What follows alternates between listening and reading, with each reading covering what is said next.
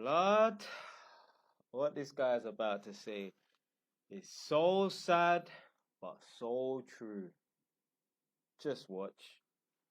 So you might be wondering, well, Casey, this sounds cool. Okay, this sounds great. I align with all these stoic traits you're telling me, but my question is, how do I put it into action? Okay, I'm glad you asked that. If you didn't ask that, you should have, because what I'm going to do is I'm going to give you some steps to win.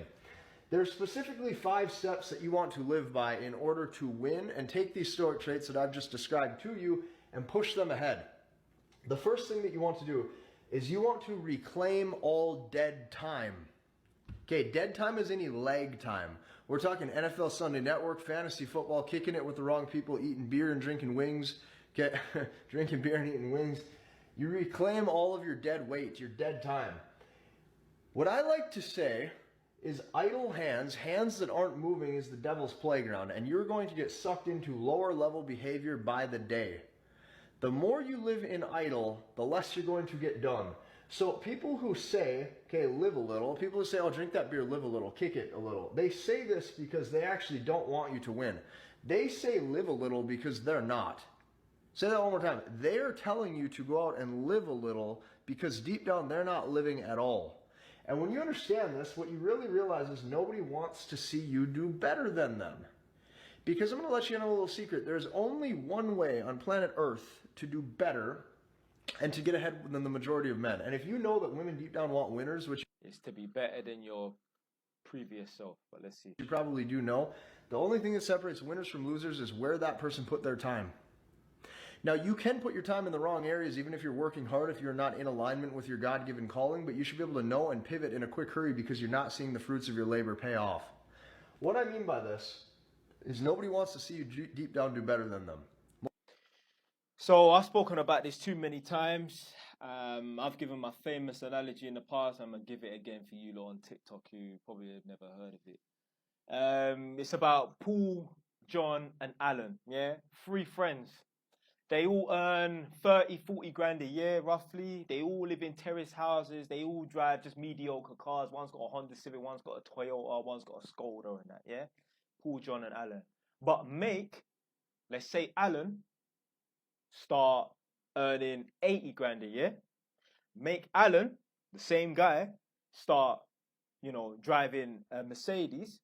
Make Alan, the same guy, start living in a detached house because he bought a new house, and make Alan start having less time to see his friends because instead of working till 5, he has to work until 7:30. Sometimes he has to go in on a Saturday, so therefore he can't be out late on a Friday. Watch the first 2 guys, Paul and John.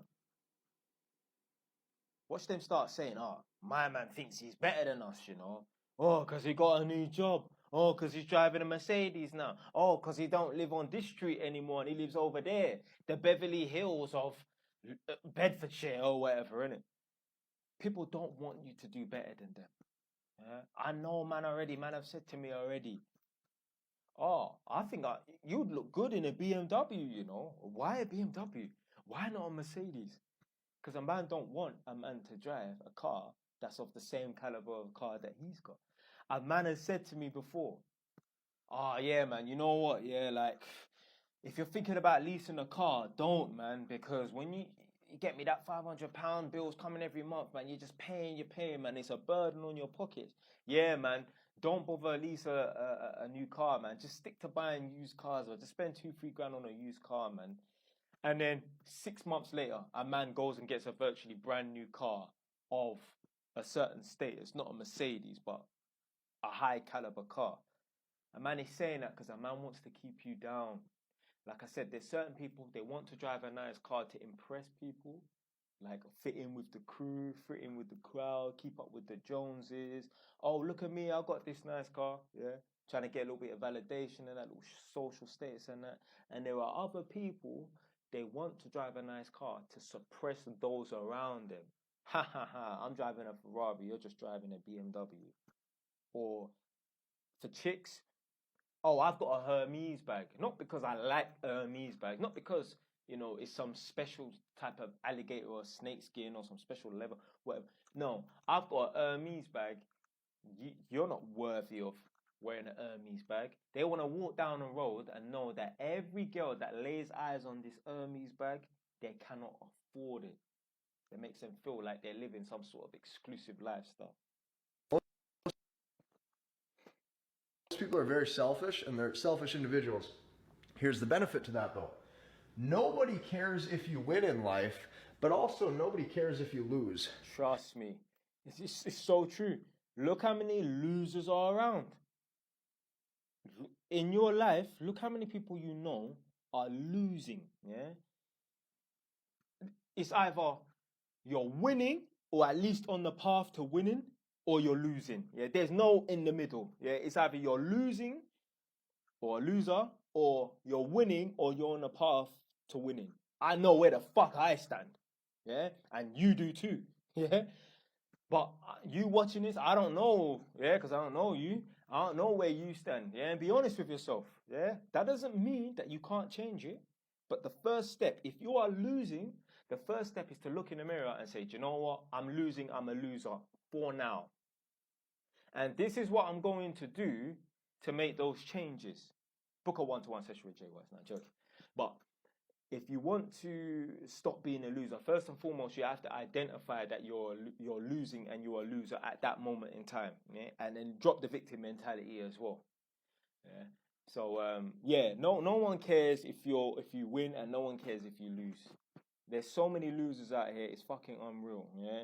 The world, 95% of the world is full of fucking straight up hardcore losers, man. And you watching this right now, you will know whether you're winning or a winner, or you're losing, you're a loser. Yeah? Be honest with yourself. That's the first step into making some changes. Be honest with yourself. See, so many people are so afraid to fail. They're so afraid to fail because of fear of judgment. They're scared that other people are going to judge them or look at them like a loser. Not only does nobody care if you win, nobody cares if you lose. You got to understand this. You are all alone in this world. Your goals and the level between the distance between you and your goals, it is up to you to make that jump and to take on that journey. You're all alone. Your mom can't save you. Your dad can't save you. The things you want to accomplish in your life, you are going to have to get done on your own time. The first way is to reclaim all dead time. That's number one. Number two, you need to bake muffins in the beginning, not cakes. Say that again. Bake muffins, not cakes. In the beginning, you need to try a lot of different ventures. So let's use business, for example. You need multiple business ventures in the beginning. Okay? So that way you can kind of tinker and you can see what you gravitate towards the best. And when you do find your one thing, then you go all in on it. But that takes baking a muffin and not making a full cake. What I see happen time and time again is guys will bake a full cake and go all in on one thing, and it's not in alignment with their calling. It's not what they're meant to do. They waste a ton of time, and they're not in congruence with themselves. If they would have been a little bit more patient, taken a few more steps back, okay, chose a few different opportunities to look into in the beginning, and then decided from a rational standpoint what aligns with them best, they would be further ahead.